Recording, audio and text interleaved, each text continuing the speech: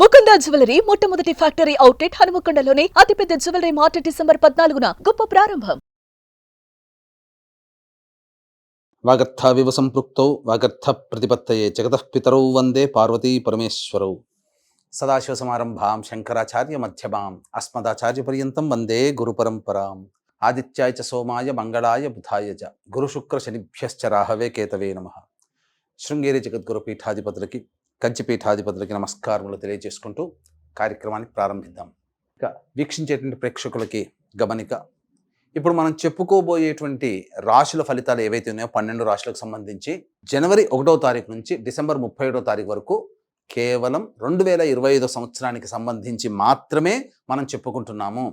ప్రేక్షకులకు ఒక సందేహం రావచ్చు, రాశి ఫలితాలు అనేటువంటివి ఉగాది నుంచి మళ్ళీ ఉగాది ప్రారంభమయ్యేంత వరకు కదా, ఈ కొత్త సాంప్రదాయం ఎక్కడిది అని చెప్పి మనం కూడా చాలామంది అనుకుంటూ ఉంటుంటాం. కాకపోతే మనకు ఒకటి ధర్మ సూత్రము గురించి మనం తెలుసుకున్నట్లయితే, ప్రపంచమంతా ఒక విషయమై ఏకతాటి మీదకి వచ్చినప్పుడు ఆ విషయం అంతా కూడాను ధర్మబద్ధమే అవుతుంది అని చెప్పి మనకు శాస్త్ర ప్రమాణము.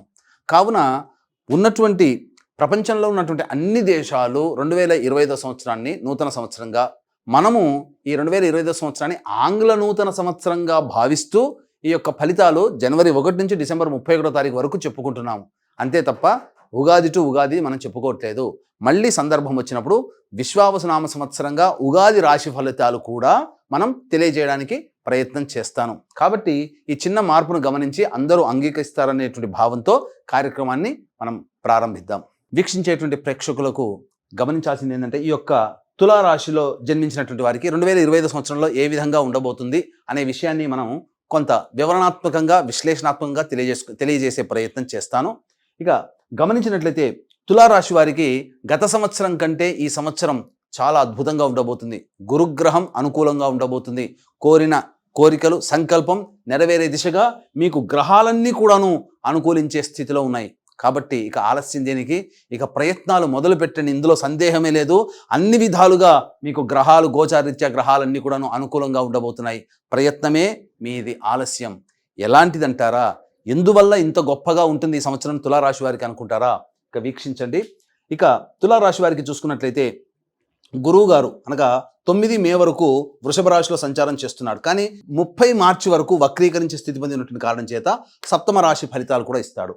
ఇక 1 ఏప్రిల్ నుంచి 9 మే వరకు వృషభ రాశిలో సంచారం, 9 మే నుంచి 27 సెప్టెంబర్ వరకు మిథున రాశిలోకి సంచార ప్రభావము. ఇక 28 సెప్టెంబర్ నుంచి 11 నవంబర్ వరకు కర్కాటక రాశిలోకి ప్రవేశం చేస్తాడు. ఇక 12 నవంబర్ నుంచి 28 డిసెంబర్ వరకు కర్కాటక రాశిలో వక్రీకరించే స్థితి పొంది ఉంటాడు. ఈ కారణం చేత వీక్షించేటువంటి తులారాశి వారికి గురుబలము సంపూర్ణంగా ఉన్నటువంటి రాశి ఏదయ్యానంటే తులారాశి. 12 రాశులలో సంపూర్ణముగా ఉన్నటువంటి గురుబలం సంపూర్ణంగా ఉంది. ఉన్న 12 రాశుల్లో తులారాశికి అద్భుతమైనటువంటి స్థితి అని చెప్పవచ్చు. ఇక ఈ యొక్క తులారాశిలో జన్మించినటువంటి మహిళలకి ఈ యొక్క గురుబలం ఎలా ఉంటుంది అనేటువంటి విషయం చూసుకుంటే, మీకు గమనించుకున్నట్లయితే 30 మార్చి వరకు సప్తమ స్థానంలో ఉండడం వల్ల ముఖ్యంగా గత సంవత్సరంలో ఏర్పడినటువంటి భాగస్వాముల మధ్య విభేదాలు, జీవిత భాగస్వాముల మధ్య, దంపతుల మధ్య ఉన్నటువంటి విభేదాలు సమసిపోయి కొత్త జీవితాన్ని ప్రారంభించే అవకాశాలు గోచరమవుతున్నాయి. అనగా వివాదాలు సద్దుమణుగుతాయి. వివాహం కావలసినటువంటి మహిళలకి, యువతులకి వివాహాలు నిశ్చయమవుతాయి. అద్భుతమైనటువంటి ప్రగతి ఉంటుంది. 1 జనవరి నుంచి 30 మార్చి వరకు అందరూ సహాయ సహకారాలు అందిస్తారు. కాకపోతే గుడ్డిలో అనగా ఎంత చంద్రుడికైనా ఒక మచ్చ ఉన్నట్టుగా ఈ యొక్క తులారాశికి 1 ఏప్రిల్ నుంచి 9 మే వరకు అనుకూలంగా లేదు. ఈ గడ్డు కాలము కేవలం ఒక 40 రోజులు మాత్రమే మీరు పొందుతారు.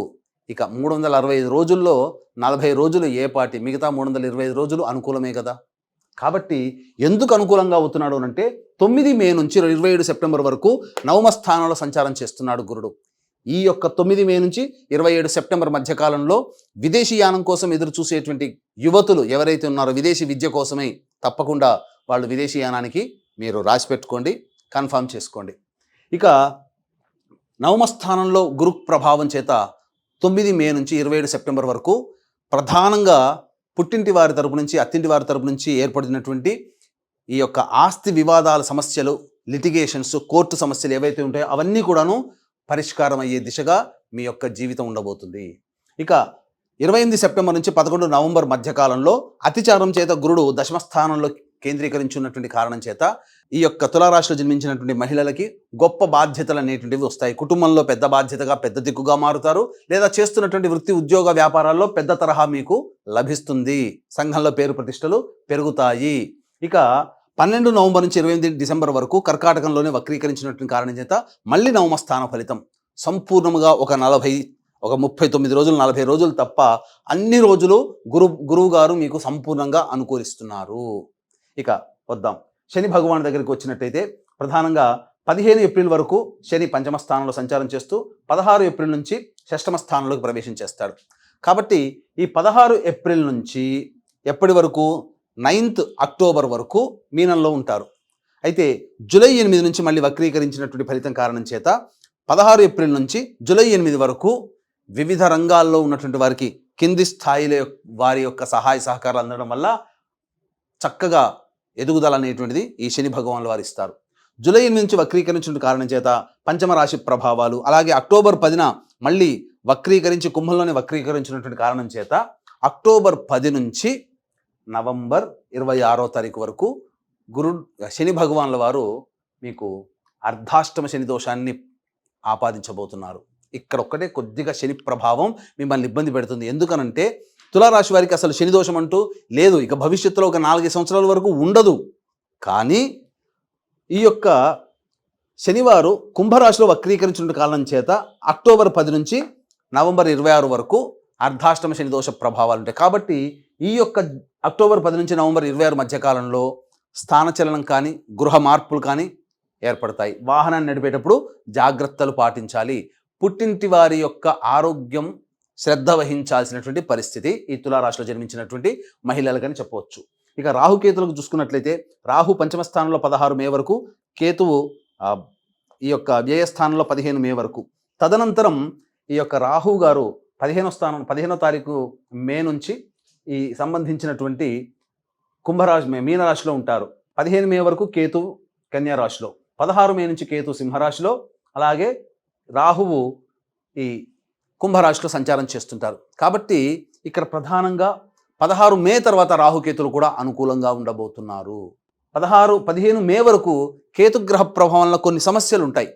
ఈ సమస్యలు ఒకేసారి ఎప్పుడు వస్తాయి? గురువు బాగోలేడు, అలాగే శని కూడా బాగోలేనటువంటి 1 ఏప్రిల్ నుంచి 9th మే మధ్య కాలంలో గురువు, శని, రాహు, కేతులు 4 గ్రహాలు బాగోలేవు. కాబట్టి ఈ సంబంధించినటువంటి 40 రోజుల సమయమే మీ యొక్క జీవితంలో తులారాశిలో జన్మించినటువంటి మహిళలకి కీలకమైనటువంటి సమయం. కాబట్టి ఈ 1 ఏప్రిల్ నుంచి మే 9 వరకు వృత్తి ఉద్యోగ వ్యాపారాల్లో ఎవ్వరున్నప్పటికీ కూడా ఎటువంటి నిర్ణయాలు తీసుకోకండి.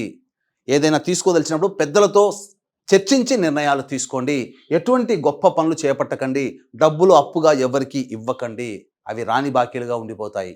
ఇక గమనించుకున్నట్లయితే ఈ యొక్క తులారాశిలో జన్మించినటువంటి మహిళలు ప్రధానంగా రెస్టారెంట్ బిజినెస్, జనరల్ స్టోర్ నడిపేటువంటి వాళ్ళు, సూపర్ మార్కెట్ నడిపేటువంటి వాళ్ళు, కర్రీ పాయింట్ నడిపేటువంటి వాళ్ళు, అలాగే hotel, boarding and lodging, educational institutions నడిపేవాళ్ళు, జ్యువెలరీ రంగంలో ఉన్నటువంటి వాళ్ళు, పండ్ల వ్యాపారస్తులు, తీర్థయాత్రలు మరియు ఈ యొక్క పూజా ద్రవ్యాలు, పూజా స్టోర్స్ నడిపేటువంటి వాళ్ళు, వివిధ వృత్తులలో ఉన్నటువంటి వాళ్ళు, ముఖ్యంగా లేడీస్ ఎంపోరియం, బ్యూటీ పార్లర్ రంగంలో ఉన్నటువంటి వాళ్ళు, అలాగే క్లాత్ స్టోర్స్ నడిపేటువంటి వాళ్ళు, వీళ్ళకందరికీ కూడాను గురువు సంపూర్ణంగా యోగిస్తున్నాడు. కాబట్టి వ్యాపార విస్తరణ ఏదైనా చేయాలనుకున్నప్పుడు వెంబడే చేసి పడేయండి.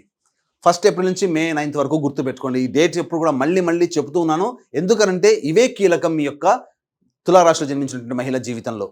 ఇక గమనించుకున్నట్లయితే ఈ సంబంధించినటువంటి ఈ వృత్తులందరికీ ఇప్పటివరకు చెప్పినటువంటి వృత్తులు ఏవైతున్నాయో ఆ వృత్తిలో వ్యాపార విస్తరణకి బాగుంటుంది, ధనాదాయం బాగుంటుంది, కీర్తి ప్రతిష్టలు పెరుగుతాయి, అన్ని రకాలుగా యోగదాయకంగా ఉంటుంది. అందరూ సహాయ సహకారాలు అందిస్తారు. ఇక ప్రధానంగా చూసుకున్నట్లయితే ఈ యొక్క సంబంధించినటువంటి రాశుల్లో జన్మించినటువంటి కేంద్ర రాష్ట్ర ప్రభుత్వ ఉద్యోగస్తులకి ప్రమోషన్లతో కూడుకున్నటువంటి బదిలీలు ఉంటాయి. సంబంధం లేదు, చక్కగా ఉంటుంది, కోరుకున్న చోటకి బదిలీలు అవుతాయి. అయితే ప్రైవేట్ రంగంలో ఉన్నటువంటి వారికి సంవత్సరం అంతా బాగుంటుందా? ఉద్యోగస్తులకి ఉద్యోగం లభిస్తుందా? లేదా కొత్త ఉద్యోగం అయితే ఎప్పుడు మారాలి? కొన్ని సమయాలు అంటూ ఉంటాయి కదా. కాబట్టి మీరు ఉద్యోగ ప్రయత్నం చేసేటప్పుడు కొన్ని సమయాలు మీకు తెలియజేస్తాను. లేదా ఉన్న సంస్థలో చాలీచాలని జీవితంతో ఇబ్బంది పడుతున్నప్పుడు వేరే సంస్థకి వెళ్ళాలనే కోరికతో ఉంటారు. కాబట్టి ఆ వేరే సంస్థలో అన్నప్పుడు గమనించుకున్నట్లయితే ఎప్పుడు మనం ప్రారంభించాలి? ఈ యొక్క తులారాశి వారికి సంబంధించి చూసుకున్నట్లయితే డిసెంబర్ 15 నుంచి డిసెంబర్ 30వ తారీఖు వరకు, ఈ సంవత్సరం 2025 సంవత్సరం డిసెంబర్ 15 నుంచి డిసెంబర్ 30వ తారీఖు వరకు అనుకూలంగా ఉంటుంది. ఇక గమనించుకున్నట్లయితే ప్రధానంగా ఈ సమయం ఎప్పటి నుంచి మార్చి 13 నుంచి ఏప్రిల్ 12 మధ్యకాలం సంపూర్ణంగా అనుకూలంగా ఉంటుంది. ఇక గమనించుకున్నట్లయితే ఈ యొక్క జూలై 15 నుంచి సెప్టెంబర్ 16 ఉన్నటువంటి మధ్యకాలము సంపూర్ణముగా మీరు ఉద్యోగ ప్రయత్నాలు చేయడానికి, ఉద్యోగ మార్పుకి సంపూర్ణంగా యోగదాయకంగా ఉంటుందని చెప్పవచ్చు. ఇక ఈ యొక్క తులారాశిలో జన్మించినటువంటి సినీ రంగంలో పనిచేసే వాళ్ళు, సీరియల్స్లో పనిచేసేటువంటి వాళ్ళు, అలాగే సోషల్ మీడియా, అలాగే ప్రింటింగ్ అండ్ ఎలక్ట్రానిక్ మీడియా, సంగీతము, సాహిత్యము, నాట్యము, నాటకాలలో ఉన్నటువంటి వాళ్ళు, 24 ఫ్రేమ్స్లో వర్క్ చేసేటువంటి తులారాశి వాళ్ళకి ఆదాయంతో కూడుకున్నటువంటి ప్రజాదరణ కలిగినటువంటి ప్రాజెక్టులో మీకు సైన్ అవుతారు. అనగా అన్ని ప్రాజెక్టులు మీకు ప్రజాదరణ, డబ్బుని కూడా మీకు అందజేస్తాయి. తద్వారా కీర్తి ప్రతిష్టలు పెరుగుతాయి. ఈ యొక్క తులారాశిలో జన్మించినటువంటి విద్యార్థినులు, యువతులు ఎవరైతే ఉన్నారో వాళ్ళకి చక్కటి దైవానుగ్రహం వలన సంపూర్ణమైనటువంటి ఉత్తీర్ణత శాతం పొందుతారు. కోరుకున్న చోట మీకు విద్యాలయాల్లో ప్రవేశము కలుగుతుంది.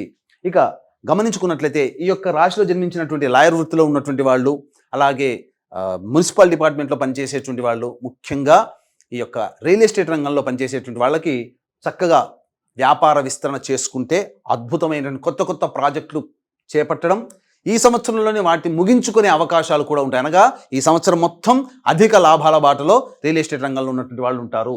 న్యాయవాద అనగా కోర్టు సమస్యలు, చికాకులు ఈ సంవత్సరంలో పూర్తిగా తీర్చుకోగలుగుతారు.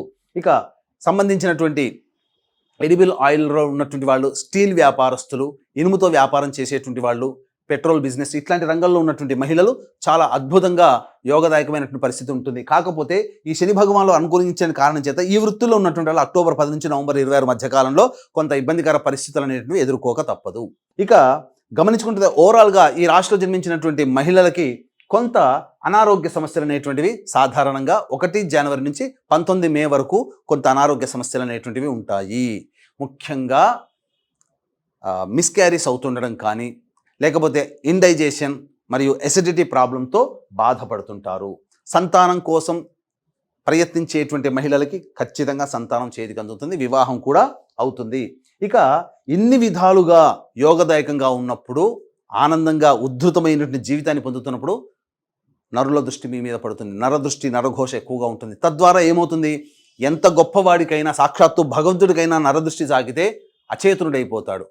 కాబట్టి నరదృష్టి అంతటి గొప్పది. కాబట్టి ఇటువంటి తులారాశిలో జన్మించినటువంటి మహిళల యొక్క జీవితం చాలా బాగుండాలనేటువంటి ఒక సదుద్దేశంతో కొన్ని గొప్ప కార్యక్రమానికి శ్రీకారం చుట్టబోతున్నాం. ఏంటనంటే, మీ యొక్క సంకల్పం నెరవేరాలి ఈ 2025 సంవత్సరంలోనే చెప్పి, మీ జాతకరీత్యా కలుగు విద్య, వివాహ, ఉద్యోగ, దాంపత్య, సంతాన, అనారోగ్య సమస్యల నివారణకి, అలాగే సంవత్సరం పొడుగుతా శనివారు అన్ని రాశుల వారిని ప్రభావితం చేస్తున్నారు కాబట్టి శనిదోష నివారణ హోమాలు. ఇప్పుడు సమస్యలు ఎదుర్కొంటున్నామంటే గత జన్మ కర్మదోష ప్రభావాలు. కావున ఈ యొక్క సర్వదోష నివారణ పూజలు, హోమాలు అనేటువంటివి ఈ సంబంధించినటువంటి జనవరి 13వ తారీఖు రోజున శ్రీకాళహస్తిలో కానీ, శ్రీశైలంలో కానీ కార్యక్రమానికి శ్రీకారం చుట్టబోతున్నాం. ప్రతి నెల ఒక గొప్ప తిథి రోజున మీ కుటుంబ సభ్యుల గోత్రనామాదులతో ఈ కార్యక్రమాలు ప్రతి నెల జరిపించడం జరుగుతుంది. వీడియోలు కూడా మీకు పంపించడం జరుగుతుంది. అయితే ఇక్కడ మీకు వివాహం అయితే గనక మీ భర్త, మీ పిల్లల జాతకం మీ మీద ప్రభావం చూపుతుంది. వివాహం కాకుంటే తల్లిదండ్రులు, తోడబుట్టిన వాళ్ళ జాతకం మీ మీద ప్రభావం చూపుతుంది. కాబట్టి కుటుంబ సభ్యుల గోత్రనామాలతో ఈ యొక్క కార్యక్రమం చేయించడం జరుగుతుంది. కావున అవకాశం ఉన్న వాళ్ళు కార్యక్రమ తదనంతరం కాంటాక్ట్ చేసి వీటి రిజిస్ట్రేషన్ వివరాలను తెలుసుకోగలరు. అలాగే తండ్రి వైపు మరియు మామగారి వైపు తండ్రి వైపు 6 తరాలు, తల్లి వైపు 3 తరాలు ఏవైనా దుర్మరణాలు కనుక ఉన్నట్లయితే, అలాగే road accident, fire accident, suicide attempt ఇలాంటివి, అలాగే liver problem, kidney problem, cancer రోగాలతో ఎవరైనా కుటుంబ సభ్యులు మరణించినా 60 సంవత్సరాల లోపల మీ కుటుంబ సభ్యులు ఏ విధంగా చనిపోయినా వాటిని పితృదోషం అని అంటారు. కాబట్టి ఇట్టి పితృదోష నివారణార్థమే ప్రతి నెల కూడా నిజాయితీగా పితృదోష నివారణ కార్యక్రమాలు చేయించడం జరుగుతుంది. అవకాశం ఉన్న వాళ్ళు కార్యక్రమం తదనంతరం కాంటాక్ట్ చేసి తెలుసుకోవచ్చు. ఇక ఈ యొక్క తులారాశిలో జన్మించినటువంటి వాళ్ళకి సాధారణంగా ఈ సంవత్సరం మొత్తం కూడా వచ్చేటువంటి సర్వ సమస్యల నివారణకి ప్రతిరోజు కూడా మీకు వీలుంటే ప్రతిరోజు లేదా అవకాశం ఉన్నప్పుడల్లా శివాలయ సందర్శనం, ఈశ్వర అర్చన, అమ్మవారి సందర్శనం ఇవి చేసుకుంటుంటే చాలా మటుకు సమస్యలు పరిష్కారం అవుతాయి. అయితే ఇప్పుడు చెప్పినటువంటి ఫలితాల కంటే విభిన్నంగా మీ యొక్క జీవితం ఉంది అని అంటే మీ యొక్క జన్మ జాతకంలో జరుగుతున్నటువంటి గ్రహ దశాంతర దశల ప్రభావాలు. కావున దగ్గరలోని మంచి ఉపాసనా పరులైనటువంటి జ్యోతిష్యుని సంప్రదించి వారి సలహాలు సూచనలు పాటించినట్లయితే మరింత మెరుగైనటువంటి జీవితాన్ని పొందుతారని తెలియజేస్తూ సర్వం శ్రీ ఉమామహేశ్వర పరబ్రహ్మార్పణమస్తు.